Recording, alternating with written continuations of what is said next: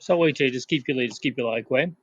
Our next reading selection comes from Book Two of Virgil's Aeneid, a heroic epic that's widely considered to be one of the truly great works of literature in world history.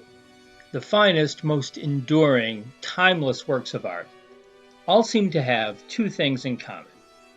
They capture and present universal themes in a way that reaches beyond their time and place, but they are rooted deeply enough in concrete people, things, and experiences that we can identify with them on a personal level. Such is Virgil's Aeneid. It is a literary epic written for an ancient Roman state struggling to find unity after a century of civil bloodshed, but it has also continued to find an audience through all the changes of the last two millennia. It has influenced and inspired countless people through the centuries, including the philosopher and theologian St. Augustine in the 4th to 5th century AD, the great Italian poet Dante in the 13th century, the English composer Henry Purcell in the 17th century, whose opera Dido and Aeneas is playing in the background, by the way, the American poet Robert Lowell from the 20th century, and many others. Virgil's poetic narrative recounts the escape to Italy of the Trojan prince Aeneas and fellow refugees from the fall of the city Troy. Once there in Italy, they merge with the Latin people who lived there to create the Roman nation. They experience many dangerous adventures along the way, often inspired by the much-loved and already ancient epics of the Greek poet Homer. They also encountered numerous other peoples along the way, including the Carthaginians and their queen Dido in North Africa. This mythologized meeting foreshadows the deadly rivalry that would arise between Rome and Carthage in historical times. In historical times, Rome fought three wars with Carthage, the first starting in 264 BC, the third ending with the final defeat and utter destruction of Carthage more than a century later in 146 BC. The darkest hours for Rome were during the Second Punic War, when the Carthaginian general Hannibal Barca invaded Italy and spent 17 years crushing one Roman army after another and threatening to capture the city itself.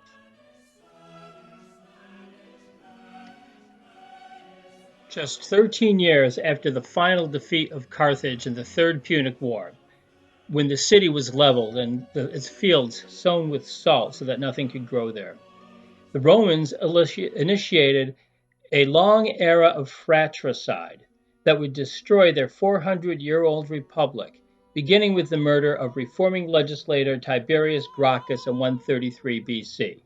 12 years later, his brother Gaius would also be murdered.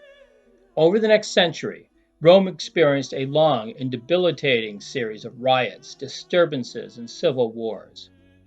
During this time, Rome's old republican institutions were often overridden by powerful generals who used their armies, and often mass murder, to impose their will on the state.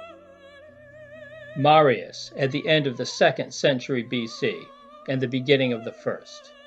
Sulla in the 80s BC. Pompey the Great and Julius Caesar in the middle of the 1st century BC.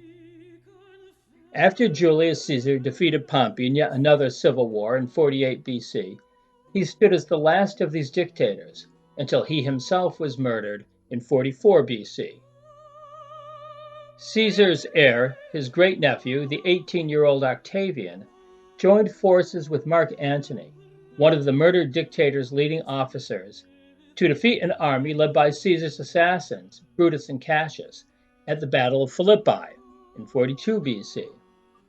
This victory, however, was not the end of Rome's civil strife. Octavian waged a final civil war against Antony, who had allied himself with the Egyptian queen Cleopatra. Antony and Cleopatra took their own lives after Octavian's general Agrippa defeated them in a naval battle at Actium, 102 years after the death of Tiberius Gracchus.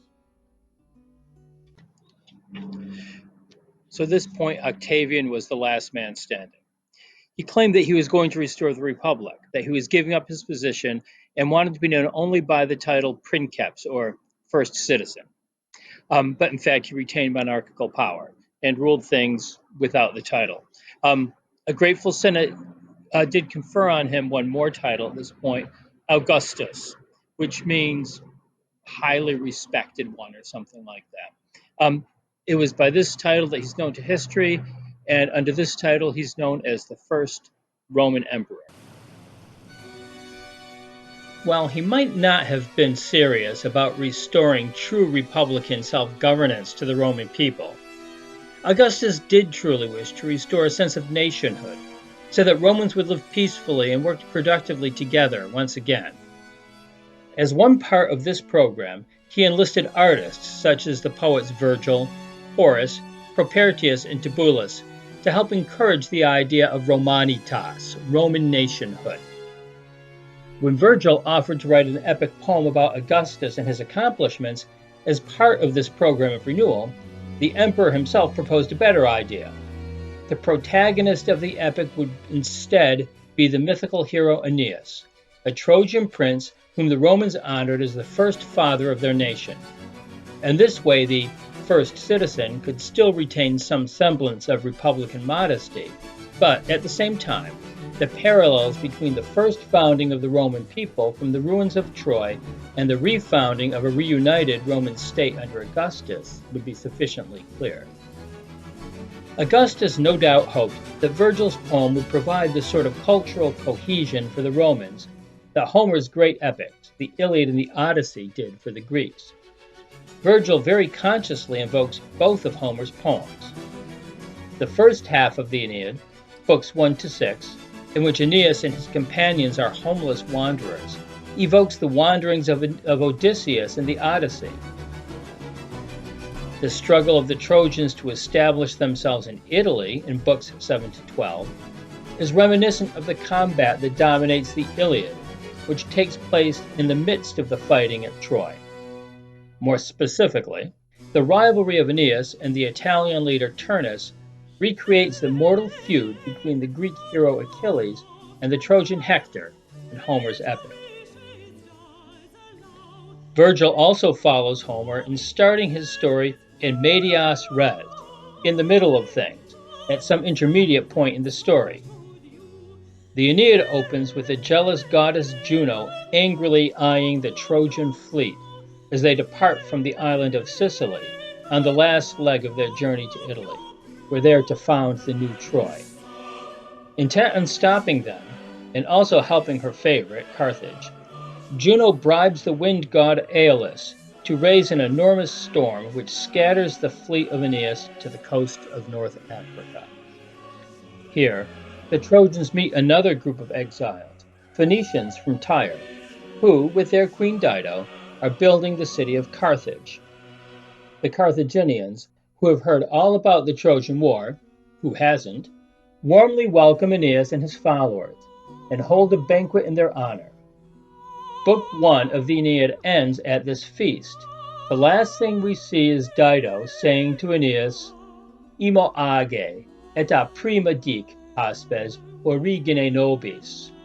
Come now, guest, tell us from the first beginning.